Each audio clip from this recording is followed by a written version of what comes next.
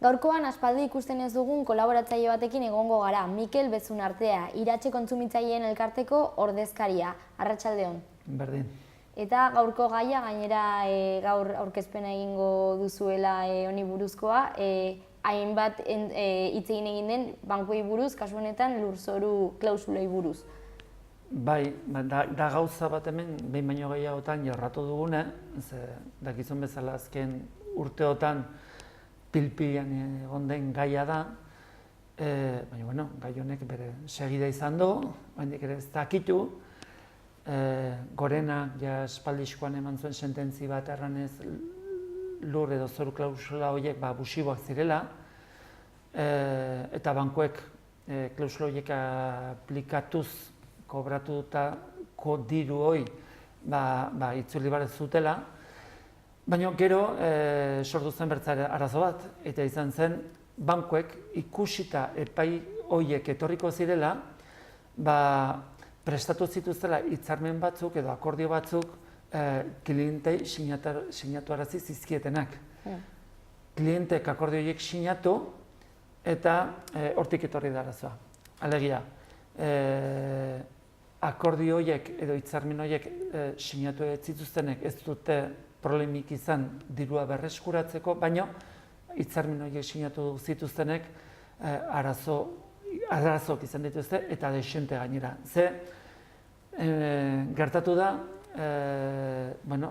lehenbiziko instantziako epaile batzuek baliogabetu dituzela hitzarmen horiek, baina orain berriki Nafarroako auzitegiak ontzat eman du akordioa.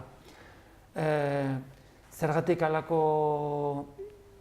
iritzi diferenteak, edo kriterio diferenteak epaileek aplikatzen duztenak, Gorena berak baitu emana bi sententzia. Batean ontzat ematen zuen akordioa eta bertze batean barkatu erraten zuen akordioi akordio horrek ez zuela balioik eta tira, klienteak batzuela derecho eskubidea dirua berreskuratzeko. Ikusita hori dena, eta ikusita ere hemen Nafarroan kaltetu haunitz badaudela, ze hemen zoru klausula gehien sartu zuen entitateak edo bankuak gero klienteai sinatuarazi zizkien akordio horiek, Iratxe iruditzen zaio,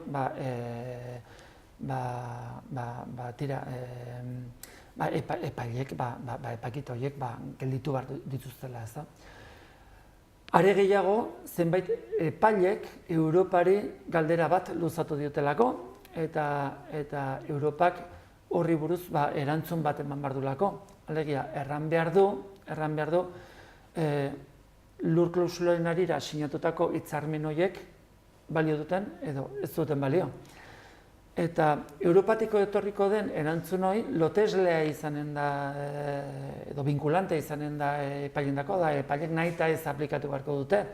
Hortaz, arras importantea iruditzen zaigu guri epaiketak gelditzea, eta ez ematea sententzi bat, Europak sententzia edo ze etorriko den ezagutu arte. Gainerakoan zer gertatzen alda? Gertatzen alda epaiketekin aurrera egitea, sententziak etortzea, sententzia horietatik batzuk izatea kontsumitzaileen kontrakoak, eta nahiz eta gero Europatik etorri, erranez, akordio guztiak nulo direla edo baliorik ez dutela, dagoeneko sententzia firme dutenak, behin betiko sententzia dutenak, ezin izanen dute reklamatu. Ordan gu plantatzen duguna da, gelditu dezatela dena, Europak erraten duna erran arte, eta orduan, inditzatela juizio guztiak, ez da? Hori da pixketa kontua. Iratxe konbentzitua dago, Europak Gorenak, Espainiako Gorenak baino babesa handiago ematen dira kontsumitzaileei, zuzenago aplikatzen duela konsumitzaileon araudia, eta konbentzitua dago iratxeren, Europak akordio horiek edo hitzarmen horiek baliogabetuko dituela, ez da? Ez dugu, guk erraten duguna, bere oinarri juridikoa badu, baina kontu honek ere bere bidea egin du. Astion erran dugun bezala, zoru klausulen afera aspalditik heldu da. Gorena berak hasieran eman zuen sententzi bat erranez zoru edo lur klausula horiek abusiboak zirela, eta bankuek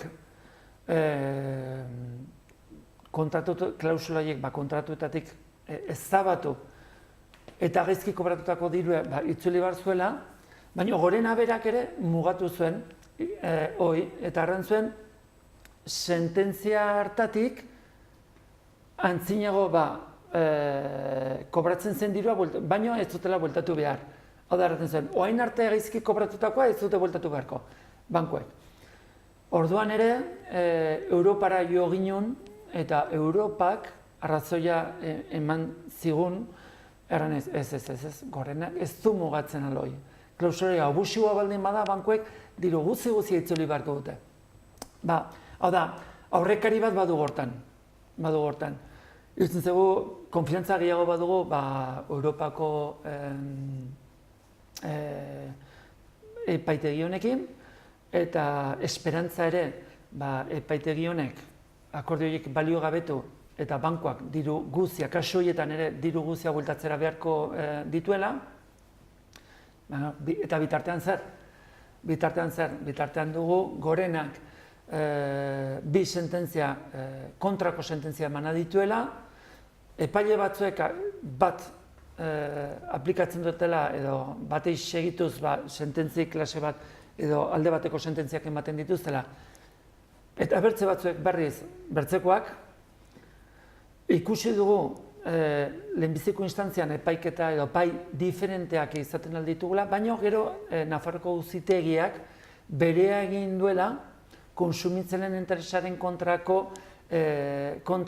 gorenak eman zuen sententzia hori edo kriterioi. Horren, beldur gara Nafarroko Auzitegiak ontzak emanen dituela akordio horiek. Horregatik ere ditzen zaigu, horregatik areta importantago ikusten dugu dena gelditzea. Dena gelditzea ezagutu arte Europak erantzuten duen horri buruz. Hemen bezala bertzetokitan ere zenbait epailek galdera hori egin diote Europai, ez da. Orduan, arazor dago, eta iratxe behar-beharrezkoa ikusten du epaiketak gelditzea. Eta hori da, induen eskaera. Eta behintzat, esan duzu itxaropentsu zaudetela Europako erabakiarekin? Bai, erran bezala bertzelako aurrekarik baditugu, lur klausularekin lotuta dauden bertze aurrekari batzuk ere baditugu. Hau da, gorenaren iritzi eta sententziak zuzendu dituztenak, eta orduan, tauntakoan ere iritzen zaigu zuzenduko dela. Iratxeren iritzia da, baliorik ez duen, edo abusiboa den, klausula baten arira firmatu den dena, baliogabea dela. Baliogabetu behar dela. Hori da, gure iritze. Ez dagoela ontzat ematerik zerbait nulo edo baliogabea den zerbaiten arira firmatutakoa. Eta hortarako oinarritzen, gure iritzia oinarritzen da, konsumitzaileen legean eta klausula orokorren legean, eta dagoeneko dugun jurisprudentzian, batez ere Europatik etorri dena. Baina, hemen ikusi duguna, gorenak nola edoala beti klausula bat abusibotzat jo duelarik gero horren ondorioak edo eragina nola edoala mugatzen saiatu dela. Eta etoritzen zaigu, kasuntan ere Europak konsumitzaileen alde egin duela.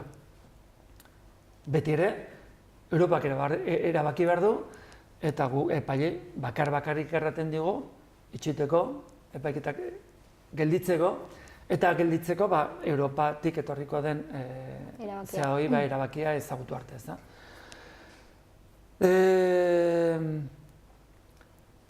Gainera, hemen bi aukera badaude, edo epailek ebasten dute, erabakitzen dute, baliorik ez duen klausula veterinaria firmatutako den guzie, firmatu denak ez duela baliorik, nulo dela, edo gainerakoan onartzen baldin badugu, nahiz eta klausula hori abusiboa izan, baliogabea izan, gero horren arira firmatzen den horrek balio dezakela, hori onartzen baldin badugu, ordan zer gertatuko da? Epaile bakoitzak, kasu bakoitza ere, eta banan aztertu beharko duela. Eta ikusi, ze baldintzatan nola firmatu zen akordioi, eta hortik atera ondorio bat, alegia. Gardena izan zen, klientai behar bezalako informazio eman zitzaion, klientak sinadura horren ondorioak ongi ezagututa firmatu zuen, edo ez, hori dena begiratu beharko da. Eta kasu bakoitzak diferente izanen da. Nahiz da, gauza bat erran behar da ere, entitate honek, akordio gehienak sinatura zituenak Nafarroan, idatzi bera prestatu zuen jendandako. Hada, ez zuen negoziaketa bat bakoitzakin eta banan egin zena. Ez, prestatu zuen, zituen idatzi batzuk denendako berdinak, eta gero deitu zion jendai, akordioiek sinatzeko. Ordan, erratea edo pentsatzea hor negoziaketa banakakoa izan zela,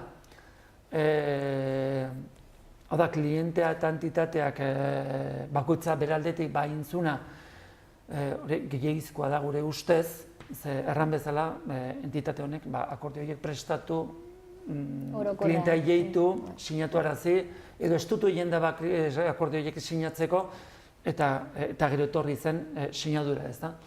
Iruditzen zaigu, edo nola ere iruditzen zaigu guri akordioiek balio gabetu behar dituztela. Baina gauzakola daude, eta horregatik iratxek eskatu doi. Eta asko dira kaltetuak Nafarroan? Bai, badaude haunitz. Entitate honek bere garaian hipoteka haunitz intzituen, eta hipoteka horietan lur klausula horiek sartu zituen, eta arazoa gainean zuelaik, entitate honek bere burua babesteko nolabait hartu zuen erabaki hori. Eta oraindik asuntoa bat garbi ez zegoela, eta beldurtuta jendea nahi baldin moduzu, klientea hauniz, ez dakiz ze portzentaia, baina haunitzek firmatu zituzten akordio horiek. Bueno, eta hasieran ere esan dugu, oraingo azkenengo boladan bankuek protagonismo handia izan dutela, hor dagolako ere hipoteken gaia. Bai, hipoteken gaia bietan, lur klausula, hipoteka gaian, hipoteken gastuen gaia, bai. Labur erranen dugu, pilpilean dagoela, hainberrikik gorenak emandolako horri buruzko sententzie bat, eztabaida handia sortu duena, ezta? Izan ere, lehen bizi erran zuen, azalduko dugu bizket, kasu honetan aurrekari zeintzu diren, ezta? Dakizun bezala, eta aspalditik bankuei erreklamatzen zaizkie hipoteka erregistroan inskribatzea ekartzen dituen gastuak. Ze orain arte eta kontratuaren bidez, eskrituaren bidez, bankua klientea gastu horiek ordaintzera behartzen zituen. Gastu horiek dire notarioa, erregistroa, gestoria, zerga, egintza juridikoen gaineko zerga, eta tasazioa.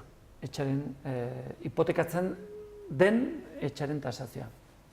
Bortz, kontzeptu diferente dire.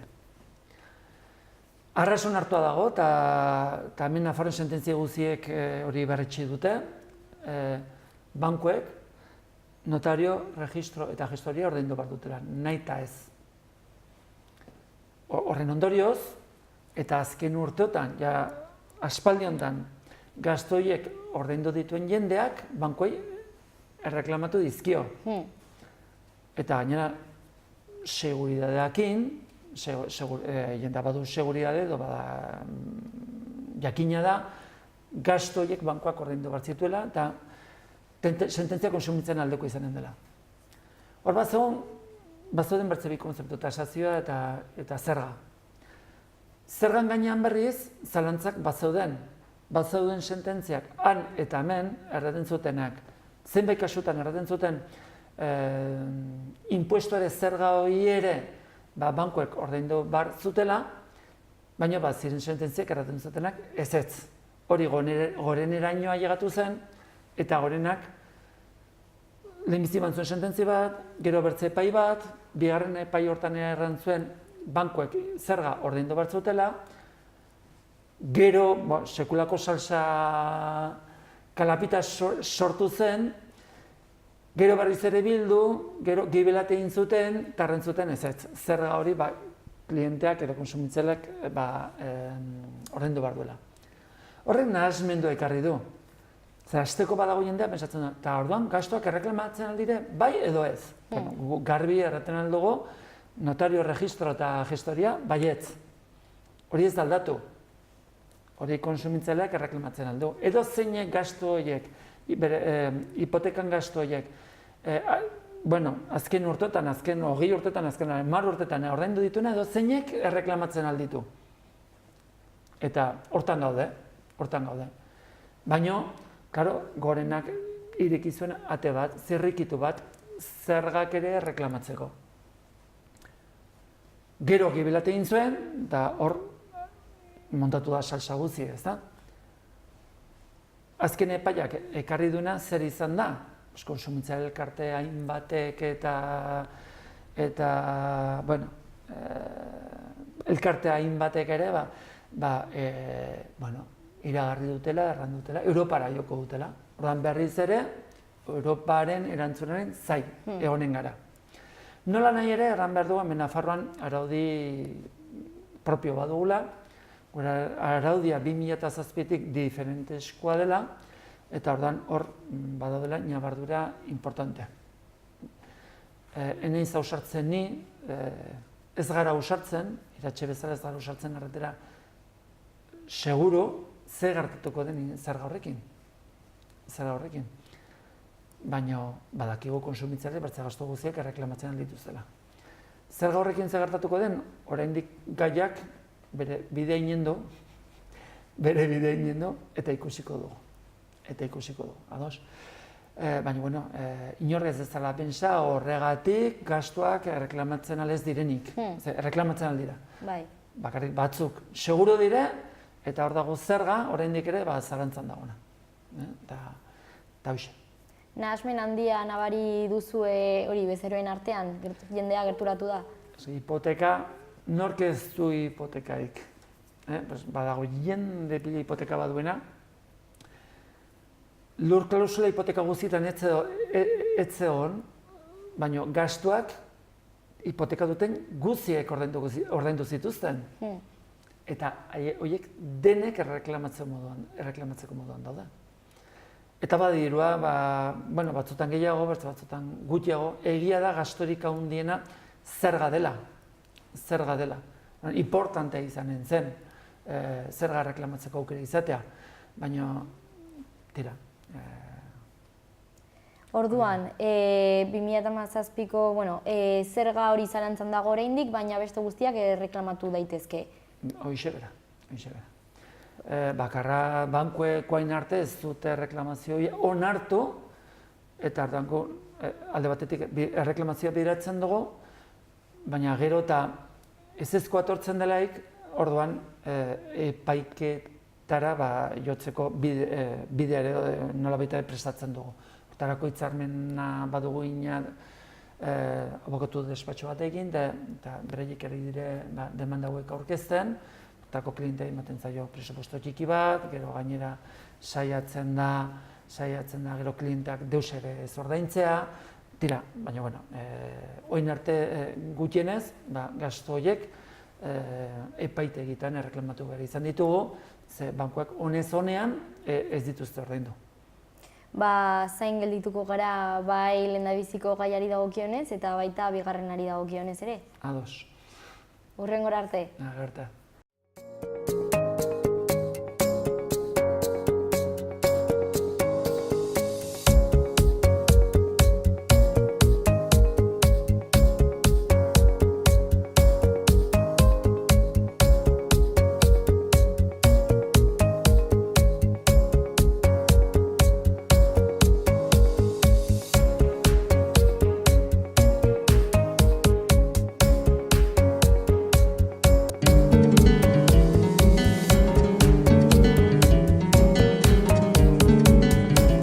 Saio hau Nafarroako Gobernuak diruz lagundu du.